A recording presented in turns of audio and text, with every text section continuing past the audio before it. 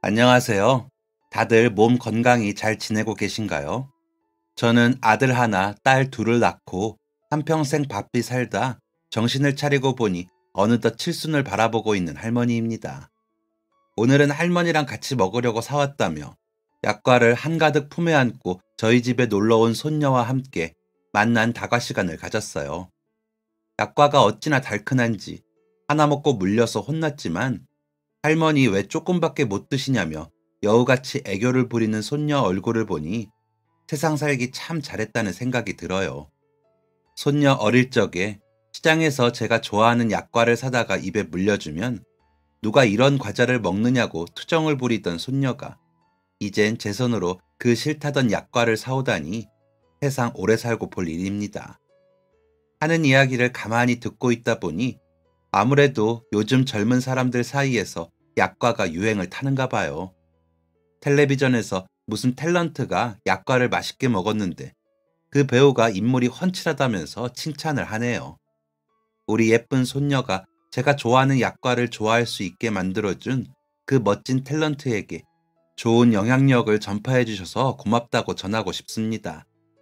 우리 손녀는 그 약과가 할머니가 제일 좋아했던 간식거리였다는 것을 까마득히 모르는 것 같지만 그 젊은 탤런트가 나온다는 연속극을 저는 아직 보지 못했지만 정말 칭찬합니다. 텔레비전 앞에 작은 상다리를 펴고 옹기종기 모여 앉아 자식들과 손주들 먹는 모습을 흐뭇하게 바라보고 있는데 누가 약과를 먹든지 말든지 관심도 없다는 듯 애꿎은 핸드폰만 한참 들여다보고 누워있던 손자 녀석이 접시에 놓인 약과 하나를 집어먹으며 손녀에게 그러더군요. 이거 꿀 바른 약과잖아. 할머니는 이렇게 단 거 많이 못 드시는 거 모르냐? 너는 너 좋아하는 것만 알고 할머니가 뭐 좋아하시는지는 관심도 없지? 그랬더니 손녀가 커다란 눈을 동그랗게 뜨며 제게 묻습니다. 할머니, 할머니 약과 좋아하시는 거 아니었어요? 지난번에 큰엄마가 하시는 말씀 듣고 사온 건데. 오빠, 네가 뭘 안다고? 오빠는 할머니가 제일 좋아하는 꽃 알아? 할머니가 제일 좋아하는 노래는? 모르지? 모르면 조용히 해. 야야, 싸우지들 말거라. 할미는 젊었을 때부터 약과 좋아했지. 이건 꿀을 아주 듬뿍 발라서 요즘 사람들이 환장하며 먹는가 보구나. 서가, 동생한테 뭐라고 하지 마. 그래도 할미 생각해서 사왔다는 게 기특하잖니? 내가 윤희 아니면 이런 거 먹어나 봤겠니? 윤희, 너도 오빠한테 너무 그러지 말고 사이좋게 지내야지, 식구끼리. 사슴같이 둥그런 손녀의 눈이 이내 달밤의 초승달처럼 예쁘게 휘는 걸 보고 있으니 입맛이 돌면서 약과를 한 입 더 베어 물고 싶어지더군요. 그렇게 진한 조청 같은 약과를 한 입 베어 물고 손주들 이야기를 들어주다 밤이 저물었습니다. 하루하루 시간이 야속하게도 빠르게만 흐르네요. 이렇게 예쁜 손주들과 웃고 떠드는 시간들을 붙잡고 싶어 잡아보려 해도 잡히지가 않네요. 시간을 손뻗어 단단히 붙들어 맬 수만 있다면 얼마나 좋을까요? 행복한 순간들은 유독 더 빨리 지나가는 것 같아 세월이 밉기만 합니다. 아이들도 하루 종일 붙들고 좋아라 하는 핸드폰 대신 예쁜 세상들을 충분히 보고 경험하며 살아야 할 텐데 녀석들의 시간은 어떻게 흘러가고 있을지 궁금하고 또 짠합니다. 작고 꼬물거리던 녀석들이 언제 이렇게 훤칠하고 예쁘게들 자라서 어른이 되었는지, 이 아이들이 이만큼 자라는 동안 함께 늙어갈 수밖에 없었던 저의 아들, 딸들의 얼굴에도 이제 잔주름이 꽤 늘어갑니다. 지금 이 모습들을 돌아가신 제 남편도 함께 보았다면 더할 나위 없이 행복했을 텐데, 젊은 시절 고생만 시켰던 남편인데도 이런 순간들엔 사무치게 그리워요. 혼자 서둘러 도착한 곳에서 잘 지내고 있을런지. 남편과 사이가 좋지는 않았지만 그 시절이라면 누구나 그러했듯 저희에게도 자식들이 있었습니다. 시어머니, 시아버지, 남편의 바람대로 첫째는 떡두꺼비 같은 아들이 태어나 주었고 둘째는 딸 둘이 쌍둥이로 태어나 주었습니다. 눈에 넣어도 안 아플 소중한 아이들이었어요. 새 남매는 늘 바쁘고 정신없는 엄마 마음을 어쩜 그렇게 잘 헤아리는지 많이 울지도 떼쓰지도 않고 얌전히 사이좋게 잘 지내주었습니다. 밥 잘 먹고 잠 잘 자는 것만으로 아이들에게 참 많이 고마웠어요. 저는 그 무렵 시장에서 전병을 굽는 장사를 했어요.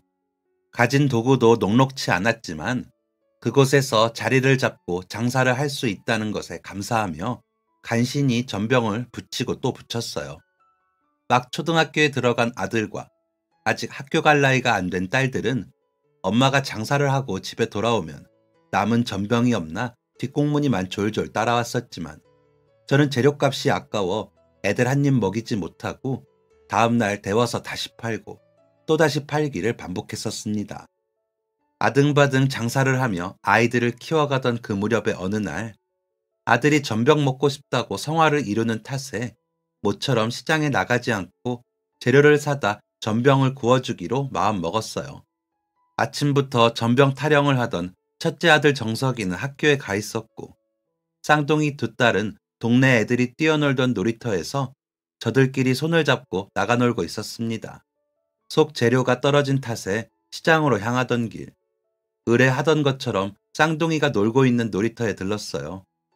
엉덩이에 모래를 한가득 묻히고도 뭐가 그렇게 신이 나는지 깔깔거리며 배를 움켜쥐고 웃느라 바쁜 두 딸에게 다가가 물었습니다.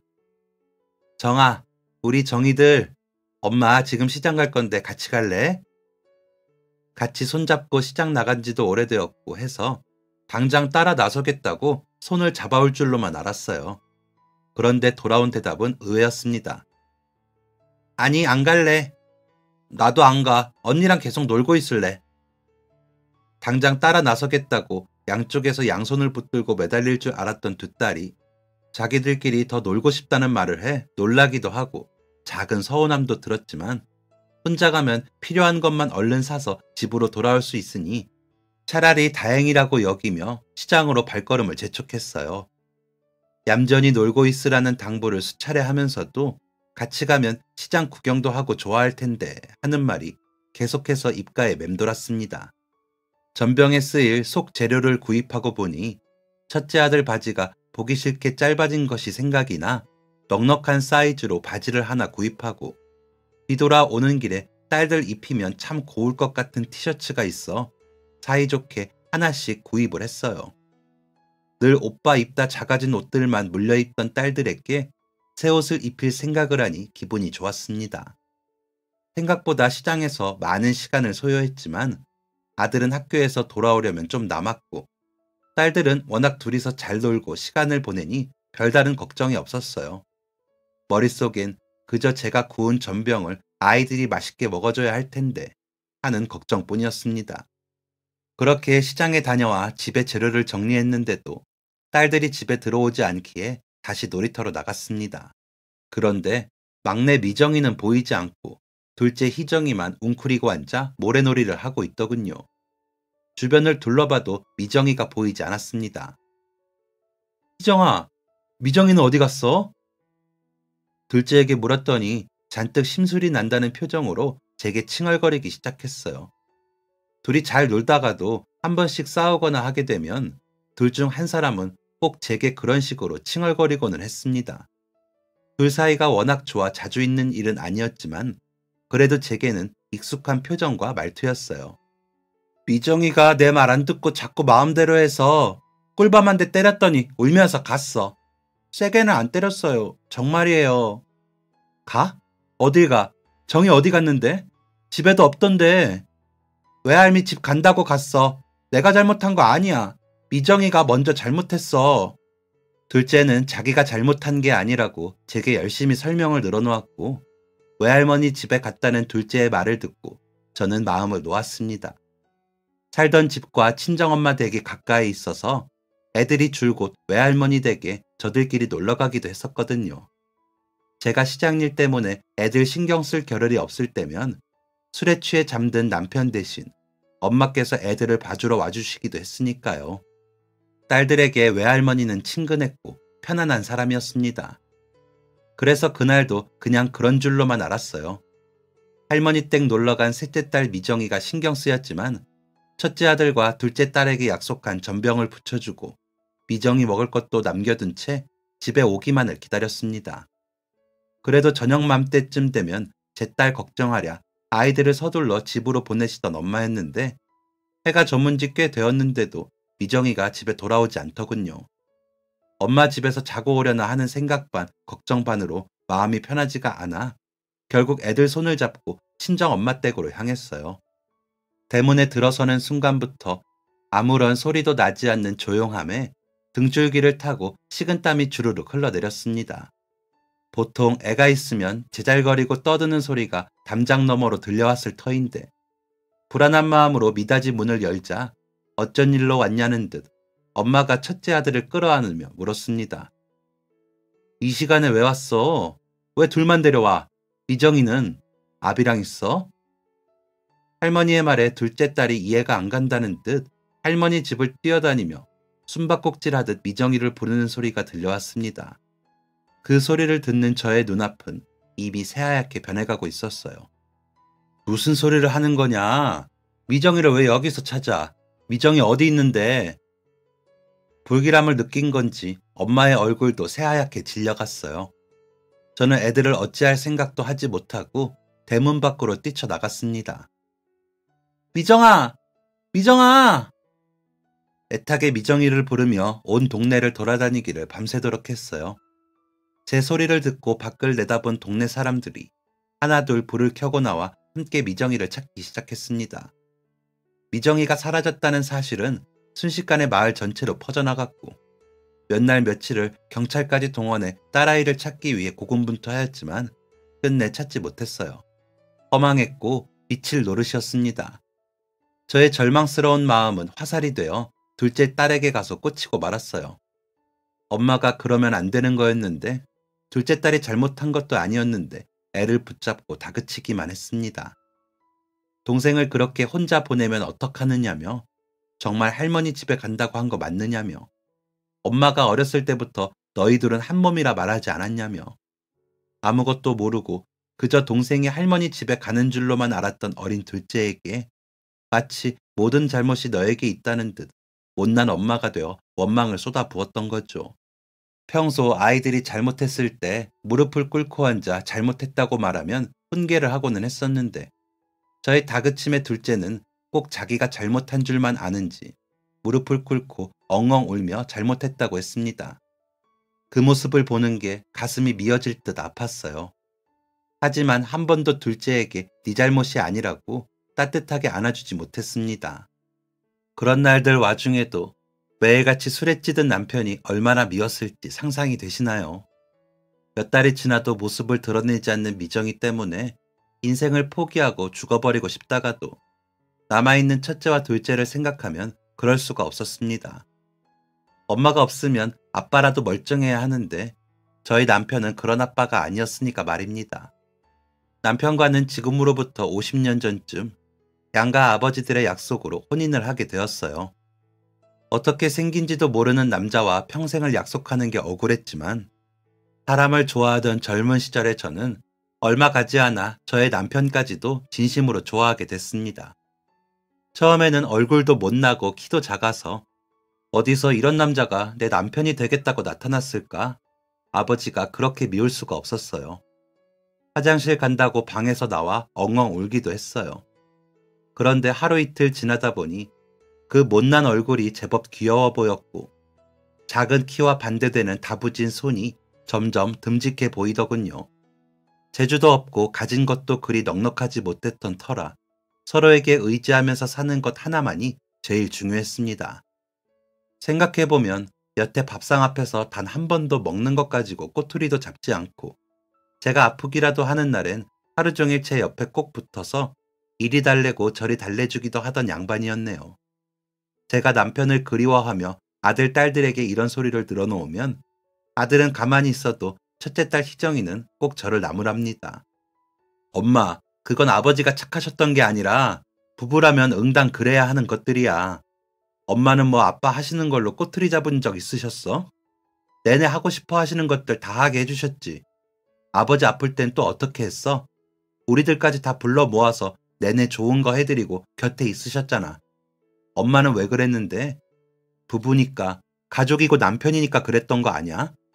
아빠도 마찬가지로 그러셨어야 마땅한 것뿐이지. 아버진 맨날 술 드신다고 밤늦게 들어오시고 나는 그런 기억밖에 없어. 아무래도 아이들이 어렸을 때부터 애아빠가 밤낮으로 술을 마시러 동네를 돌아다니고 해서 그 기억이 강하게 남은 모양이었어요. 물론 저 역시 그때 당시엔 남편이 미치도록 미웠습니다. 시댁 어르신들 모시고 사는 집에서 남편마저 하루 종일 집을 비우니 저는 하루 종일 가시방석이었어요. 그래도 아침 식사는 꼬박꼬박 집에서 했습니다. 그토록 밉던 남편 아침 식사 거를까봐 새벽같이 일어나서 아궁이 불을 때우고 밥을 차리던 그때 그 시절이 그립기도 하지만 그립지 않을 때가 더 많지요.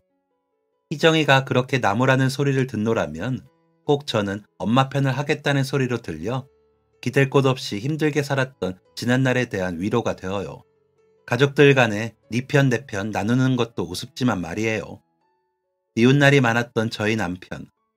갈라서서 사는 것도 자식들한테 망신될까 엄두도 못 냈던 지난날이지만 첫째 아들 결혼하고 싶은 여자가 있다며 소개하던 해에 갑작스레 일어난 일로 남편을 용서하게 되었습니다. 저는 혹시나 막내딸이 집으로 돌아올까 하는 마음에 시부모님 돌아가신 후에도 그 집에서 이사도 하지 않고 계속 살았고 엄마 일하던 시장을 기억하고 시장으로 찾아오지는 않을까 한자리에서 20년 동안 쭉 자리를 지켰어요. 제 삶에 기쁜 일도 있고 행복한 일도 분명 존재했지만 이정희를 잃은 마음은 절대 치유될 수 없는 깊은 상처였습니다. 세월이 흐르면서 딸을 찾을 수도 있다는 방법을 여기저기서 소개받아 하나도 빠짐없이 실천해봤지만 아무리 기다려도 돌아오는 것은 잔인한 침묵뿐이었네요. 웃고 있어도 고통스러운 날들이었습니다. 첫째 아들이 데려온 사람과 웃고 대화하며 화목한 식사 자리를 가지고 아들네를 배웅해주고 돌아온 집 대문 앞에서 그 아이를 만나기 전까지는 말입니다. 집 앞에 웬 바구니 하나가 놓여 있더군요. 술을 마시고 들어온 건지 남편이 그 안을 들여다보고 있었습니다. 잔소리할 힘도 빠진 지 오래 멀리서 바구니를 흘끔 쳐다보았는데 무언가 꼬물꼬물 움직이는 게 보이는 거예요. 깜짝 놀라 달려가서 남편을 밀어내고 바구니 안을 살폈습니다. 그 안에는 갓난아이가 들어있었습니다. 놀란 마음을 겨우 달래며 바구니 속에 담긴 아이를 보며 제게 들었던 생각은 말도 안 되는 생각이었습니다. 혹 20년 전 잃어버렸던 막내딸이 환생한 것은 아닐까? 다시 갓난아이가 되어 제 눈앞에 나타난 것은 아닐까? 하는 생각이었어요. 그때 잘 키우지 못했으니 늦게라도 이제나마 잘 키워보라는 의미로 갓난아이가 되어 집 앞에 찾아왔구나. 그렇게 생각했습니다. 정말 말도 안 되는 생각이었죠. 하지만 저희 그 말도 안 되는 상상은 쉽게 지워지지 않았고 결국 이 아이를 제 아이로 키워야겠다는 생각에까지 이르게 되었습니다. 남편의 의견 따위는 중요하지 않았습니다. 어차피 아들, 딸도 저 혼자 키운 것이나 다름없었기 때문이에요. 근데 술이 깬 듯 멀쩡해진 얼굴로 남편이 이렇게 말을 하더군요. 우리가 키우자. 애들 태어났을 때 생각나네. 여보, 내가 그동안 뭐하고 살았지?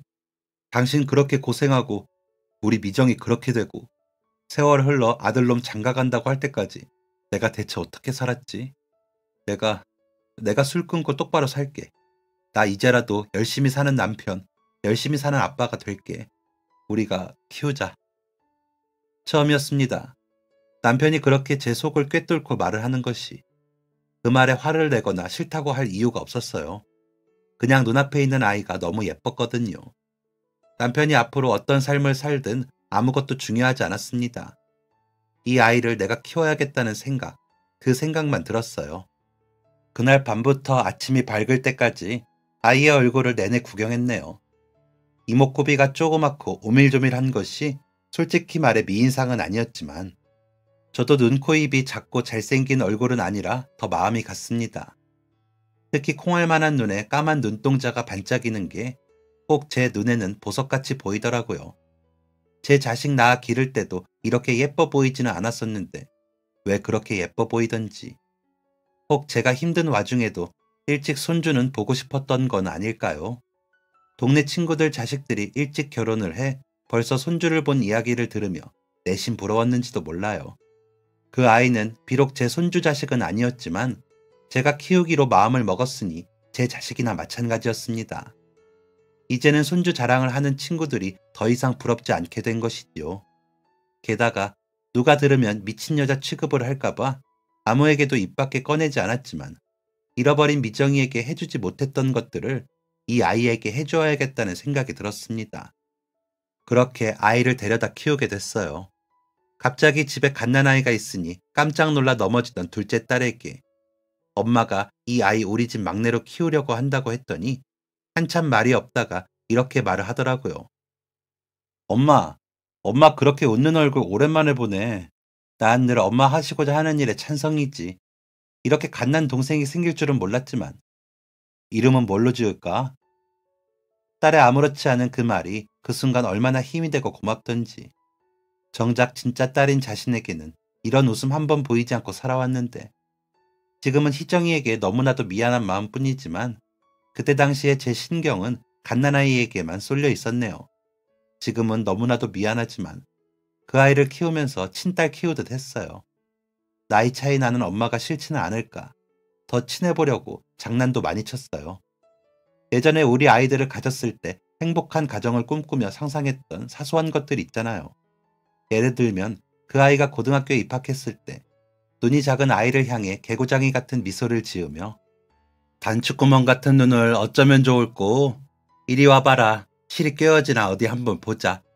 라고 하면 아이는 심술과 웃음이 동시에 피어난 얼굴로 말을 하는 거예요. 아, 엄마. 왜 사람 생긴 걸 가지고 놀리고 그래. 내 눈이 엄마 닮아서 작지. 그럼 저기 저 슈퍼집 사장님 닮아서 작겠어? 제 자식들 키울 땐 마음의 여유가 없어 흔한 장난 한 번 못 치고 농담 한 번 못하며 살았는데 그때로 돌아간다면 장난꾸러기 친구 같은 엄마가 되어주고 싶다는 생각을 하며 그 마음을 온통 아이에게 쏟았던 것 같아요. 아이는 무럭무럭 자랐습니다. 관심과 사랑을 많이 주면 푸르게 자라나는 식물처럼 예쁘고 씩씩하게 자랐어요. 하지만 아이의 눈에는 자신의 얼굴이 마음에 들지 않았는지 그게 아니면 저의 그 놀림이 싫었는지 어쨌는지 고등학교 2학년 여름방학엔 쌍꺼풀 수술을 해달라고 난리를 부리더군요. 지난날 제가 했던 말 때문에 아이가 스트레스를 받았나 싶다가도 그 예쁜 얼굴에 칼을 대는 것이 무서워 결사 반대를 했습니다. 하지만 아이의 고집은 정말 대단했어요.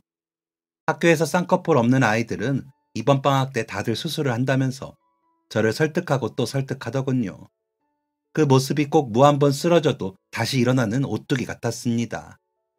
결국 저는 아이의 손을 잡고 병원에 함께 갔고 무서운 칼을 대고 하는 수술 대신 몇 번 집어내기만 하면 된다는 병원 선생님의 위로 아닌 위로에 눈물을 삼키며 소원을 들어주게 되었습니다. 쌍꺼풀 수술을 하고 다시 태어났다며 즐거워하는 정빈이의 모습은 정말 낯설었습니다. 한동안은 눈을 마주치는 게 얼마나 어색하던지 멍이 새파랗게 들고도 무엇이 그리 좋은지 해실해실 웃는 정빈이가 귀엽기도 했고요. 그리고 그런 정빈이로 인해 모처럼 집안에 웃음꽃이 피어나던 어느 날 저희 남편이 세상을 떠나게 되었습니다. 어느 날 일어나고 보니 이부자리 옆에 남편이 가만히 누워있는데 아 하고 짧은 생각이 지나가더라고요. 왜인지 그냥 느낌에 촉이 왔어요. 이 사람이 지금 여기에 누워있을 시간이 아닌데 정빈이가 오고 제대로 살아보겠다고 술도 끊고 새벽 일찍부터 일을 하러 나섰던 사람인데 그 시간에 마치 깨어나지 않은 사람처럼 가만히 누워있는 모습을 보니 심장이 쿵하고 바닥으로 떨어지면서 아 하고 눈물이 툭 떨어지더군요. 아이들이 일어나서 저마다 분주하게 아침 준비를 하는 소리가 들려오는데도 그 자리에 꼼짝없이 앉아서 남편을 바라봤어요. 엄마, 오늘 늦잠 자셔? 왜 안 일어나시지? 오빠가 좀 들어가 봐. 저를 기다리던 아이들이 방문을 열어 젖혔고 방문을 연 첫째 아들 정석이가 가만히 남편을 바라보는 저를 보더니 자신의 아버지의 모습을 보고 그 자리에 뻣뻣하게 굳어버렸습니다. 제 눈에만 그렇게 보이는 게 아니라는 듯이 누가 봐도 저 사람은 숨을 거둔 사람의 모습을 하고 있다는 듯 시간이 멈춘 사람들처럼 우두커니 멈추어서 하염없이 영원히 떠나고 남은 육체를 바라보았어요. 그날 가족들 중 눈물을 흘린 것은 정빈이 뿐이었습니다. 저는 이상하게 눈물이 하나도 나지를 않았어요. 나쁜 아내라고 할 수 있겠네요. 저희 아이들도 울지 않았습니다. 장례식장 분위기는 말할 것도 없었습니다. 그동안 알고 지냈던 술 친구들 그 누구도 방문하지 않았어요. 어떻게 보면 좀 가여운 인생 같았습니다. 어쩌다가 그런 삶을 살았는지, 어쩌다가 또 하필 이런 마지막을 맞이하게 되었는지. 마지막으로 남편의 얼굴을 보던 날, 손수건으로 입을 틀어막고 속이 시원하게 울어버렸습니다. 등 뒤에 있던 아이들은 저의 그런 모습에 놀라는 듯 했지만 한 번쯤 남편 앞에서 대놓고 울어보고 싶었거든요. 참 무정하고 자기밖에 모르던 사람, 밉고 미웠던 사람, 날 고생만 시켰던 사람, 제가 새 아이를 낳아 기르고 그들 중 하나를 잃어버리는 동안 단 한순간도 제 손을 잡아준 적 없었던 사람, 그 사람 앞에서 나 이렇게 힘들고 고단했수 하고 엉엉 울어보이고 싶었습니다. 그리고 손을 잡아줄 수도 왜 눈물이냐고 짜증을 내지도 못하는 그 양반 앞에서 그렇게 속 시원하게 울고 나니 알겠더라고요. 참 미웠는데 나는 그 사람을 끝까지 사랑했다는 것을 말이에요. 둘째 딸 희정이는 아직도 그런 저의 마음을 이해할 수 없다고 합니다. 어떻게 그게 사랑이 되느냐고. 자기는 그런 아빠와 정반대되는 성격의 다정한 사람을 만났는데도 가끔 슬프고 외롭고 밉다고. 셋째 미정이는 좋겠다고. 그날 아빠 가시는 길까지 함께하지 않아도 됐으니 좋겠다고. 쓸쓸하고 고독했던 누군가에게는 속 시원한 일이었던 그날의 장례식은 그렇게 마무리되었습니다. 그렇게 1년이 또 흘렀습니다. 정빈이가 저희 집에서 저의 딸로 산 지 20년, 아이가 20살이 되던 해 친구랑 3시간만 놀다 오겠다는 정빈이를 기다리며 적적한 마음에 청소할 것 없는 마당을 청소하고 있었습니다. 1시간만 있으면 아이가 집으로 돌아올 시간이었어요. 뭐라도 해주려면 장이라도 봐야겠다 싶어 문을 나서는데 누군가가 후다닥 몸을 숨기는 소리가 들렸습니다. 까마귀가 날갯짓이라도 했나? 고개를 갸우뚱하고 지나치려는데 흡 하고 누가 딸꾹질하는 소리가 들려왔어요. 그 소리는 까마귀도 비둘기도 아닌 분명 사람의 것이었습니다. 저는 서둘러 뒤를 돌았습니다. 설마 도둑인가? 제가 다시 뒤돌아가고 있다는 것을 눈치채지 못했는지 고개를 뻗어 담벼락 안을 기웃거리는 여자의 어깨를 잡아 돌려 세웠습니다. 긴 머리카락으로 가리고 있던 얼굴이 드러나는 순간 여자는 죄송합니다 하고 다급하게 사과를 했고 저는 뒤로 자빠지고 말았어요. 넘어진 제게 연신 죄송하다고 사과를 하며 손을 내미는 그 여자의 얼굴은 뒤로 자빠지면서 보아도 제 딸 미정이의 얼굴이었습니다. 너, 미정아! 쌍둥이였던 둘째 딸의 현재 모습과 너무나도 똑같은 얼굴이라 한 번에 알아보았습니다. 눈앞에 있는 여자가 희정이가 아니라면 미정일 수밖에 없는 일인 것이었어요. 저는 덜덜 떨리는 다리로 간신히 땅을 짚고 일어나 멀뚱히 서 있는 미정이를 붙잡고 다그쳤습니다. 너 미정이 맞지 않느냐고. 내가 네 엄마야. 40년 전 잃어버린 네 엄마야. 놀라고 당황했는지 대답도 하지 못한 채 그 자리에 굳어버린 미정이에게 몇 번을 반복해서 말해주었는지 모릅니다. 너무 보고 싶었다고. 이렇게 다시 와줘서 정말 고맙다고. 오열하다 미정이를 데리고 집으로 들어왔습니다. 데리고 들어와 마루에 앉히고 얼굴과 손을 만지작거리는 제게 미정이는 낯선 얼굴로 입을 열었습니다. 어렸을 때 정아하고 불리던 기억이 있어 누가 이름을 물어보면 정이라고 대답했다고. 그거 말고는 무서워서 아무런 말도 나오지가 않았다고 말문을 열었습니다. 우리 엄마 좀 찾아주세요 라는 소리도 나오지 않았어요. 혼자 쓰러져 있는 저를 발견한 어느 식당 아주머니께서 저를 며칠 잠깐 돌봐주시다가 제가 말도 없고 정신이 온전치 않아 보이니까 엄마가 버리고 간 것으로 판단하셨나 봐요. 더 돌보기가 힘드시니 저를 보육원에 보내셨고 저는 그곳에서 자랐어요. 말을 다시 하기까지 좀 걸렸대요. 그때 전후로는 기억이 거의 없어요. 엄마가 찾지 않으니 나는 버려진 거라고 생각하면서 지냈죠. 미정이라는 이름도 기억나지 않아요. 정아하고 부르시던 것도 어렸을 때의 제가 보육원에 그 얘기를 하면서 크고 나서 선생님 통해 다시 듣게 된 거고요. 그래서 알고 있는 것뿐. 거의 아무런 기억이 없어요. 죄송해요. 미정이의 입에서 나온 기억이 없다는 말에 너무나도 마음이 아팠습니다. 알 수 없는 절망감도 밀려들었어요. 거짓말이지? 하고 묻고 싶은 마음을 참으며 미정이를 달래듯 물었습니다. 그럼 여기는 어떻게 알고 찾아온 거야? 엄마 집인 거 알고 온 거 아니야? 마지막 남은 한 줄기 희망이라도 되는 것처럼 지푸라기를 잡는 심정으로 간절하게 물었어요. 하지만 저의 바람과는 달리 미정이는 고개를 저을 뿐이었습니다. 엄마를 다시 찾게 된다고 해도, 길에서 우연이라도 다시 마주치게 된다고 해도 이렇게 저를 한 번에 알아보실 거라고는 전혀 예상하지 못했다고. 죄송하다는 말 반복해서 하는 미정이에게 내가 더 미안하다고 수차례 사과를 전하고 나서야 이곳에 온 진짜 이유를 알 수가 있었어요. 그게 사실 20년 전에 아이를 임신했어요. 사귀던 사람 아이를 가졌는데 나이도 너무 어렸고 남자가 아이를 받아들이지 않고 거부해서 무서워서 도망쳤어요. 혹시나 저를 해하거나 뱃속의 아이에게 무슨 짓을 할까봐 무서워서. 부모 없는 사람과 결혼하기도 싫고 뱃속의 아이는 더 싫다고 말하는 남자의 곁에 하루도 더 있을 수 없었거든요. 그래서 도망을 쳤고 혼자 아이를 품었어요. 점점 불러오는 배를 보며 겁도 났어요. 진짜 나 혼자 이 아이를 잘 키울 수 있을지. 그렇게 혼자서 아이를 낳았는데 그 남자가 찾아왔어요. 문을 열지도 않았는데 고래고래 소리를 지르며 아이를 내놓으라고 하더라고요. 아이가 애틋해서 찾아온 사람이 아니라 아이를 해칠 것 같은 목소리였어요. 그래서 저도 당신 아이 아니니까 그냥 가라고. 처음부터 당신 아이가 아니라고. 라고 똑같이 소리를 질렀어요. 그랬더니 한참 동안 문 앞에 서서 소리 지르고 욕짓거리를 하다가 사라졌고 그 후로 몇 날 며칠을 한숨도 자지 못했어요. 또 그 남자가 찾아올까봐. 내가 잠든 사이에 남자가 문을 열고 아이를 데려가 해칠까봐. 그렇게 며칠 밤을 지샜는지 모르겠어요. 한날 오후엔 밀려오는 졸음을 참지 못하고 깜빡 엎드려 잠이 들었는데 그때 꿈속에서 어떤 집이 나왔어요.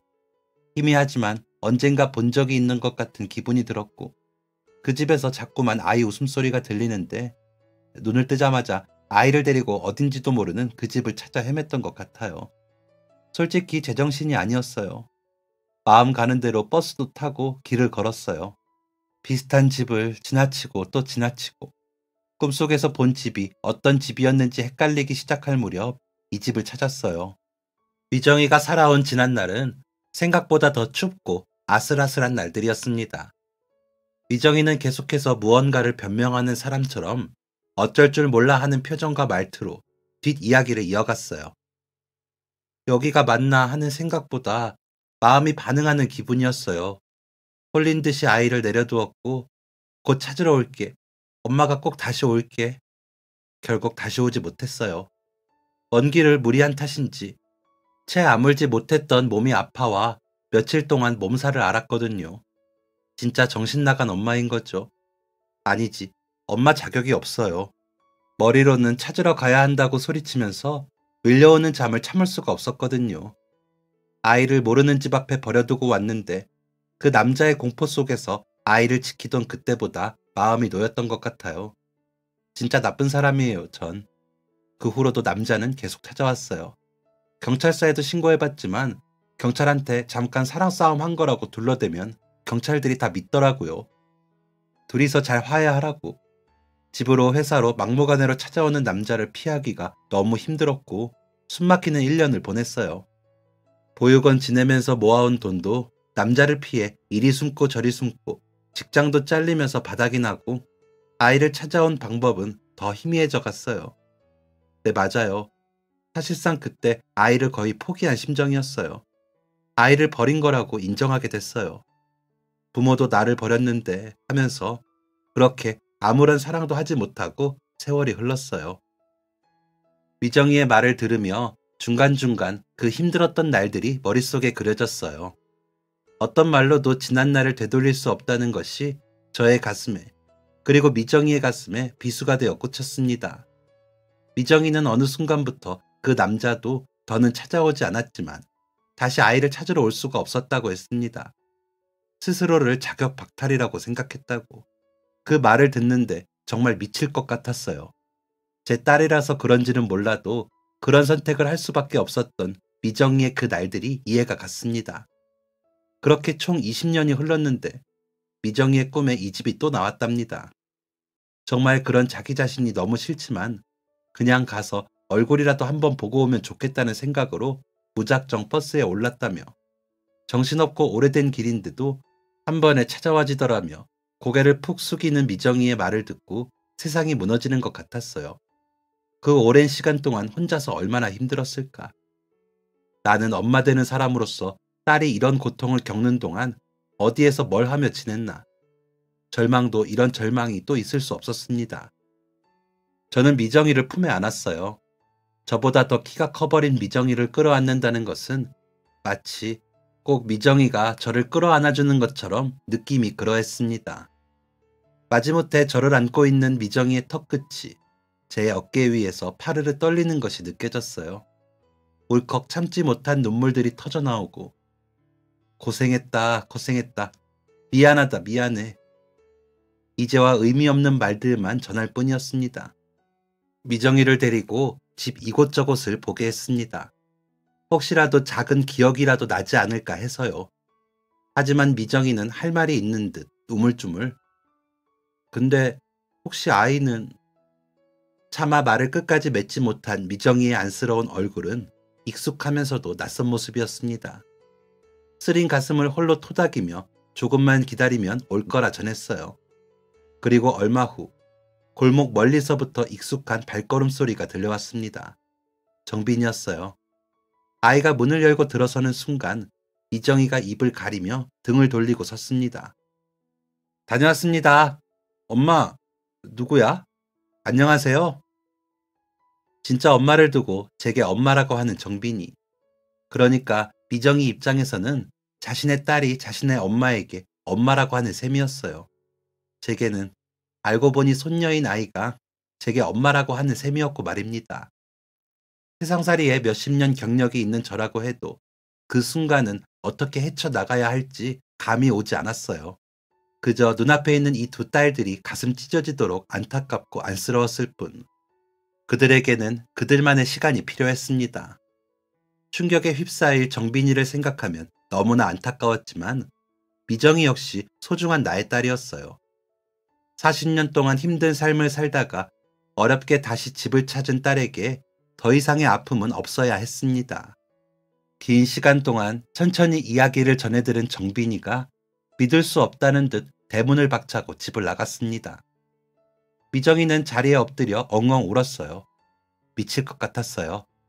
1시간이 지나도록 정빈이는 집에 돌아오지 않았고 미정이는 1시간 동안이나 울고 있었습니다.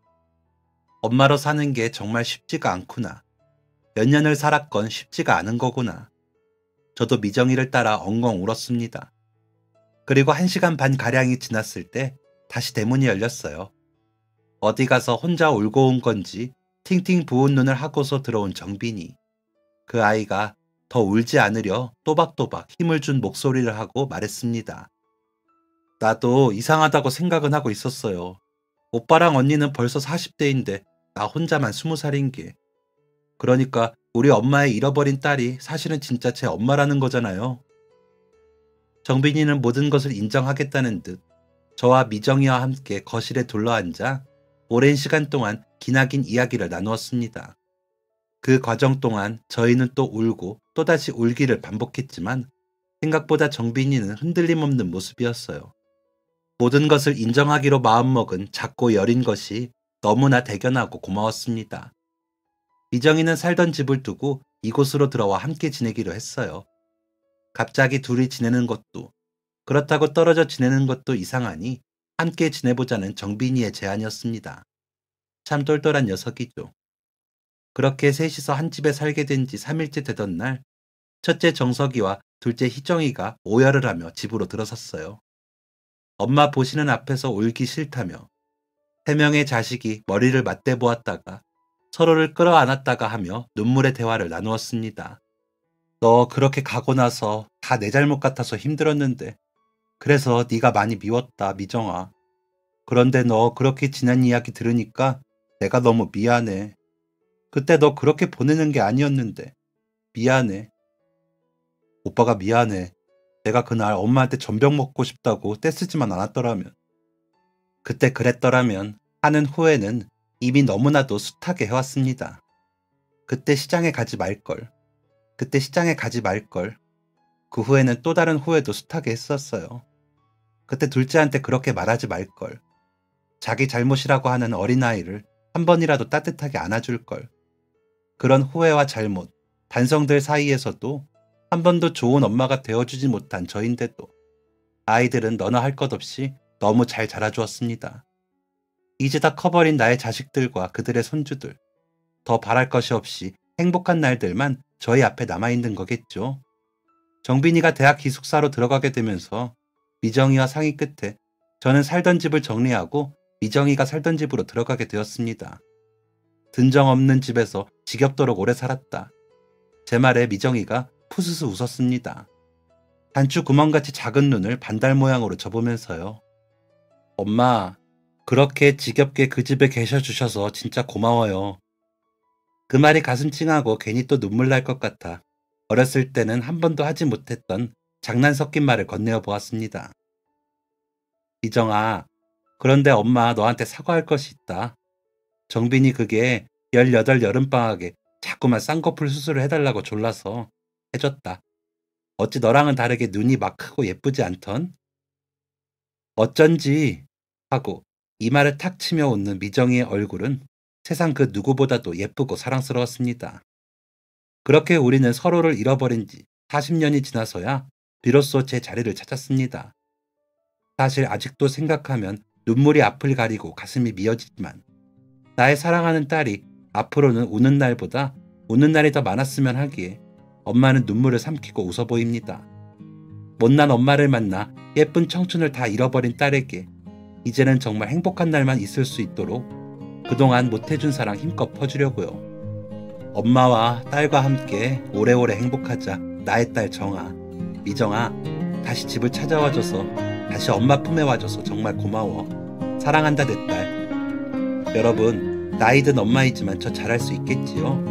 더 늦기 전에 많이 사랑해주고 싶습니다. 못난 엄마에게 응원 부탁드려요. 감사합니다. 지금까지 사연 들어주셔서 감사합니다. 사연이 재밌으셨다면 구독과 좋아요를 눌러주세요. 감사합니다. 안녕히 계세요.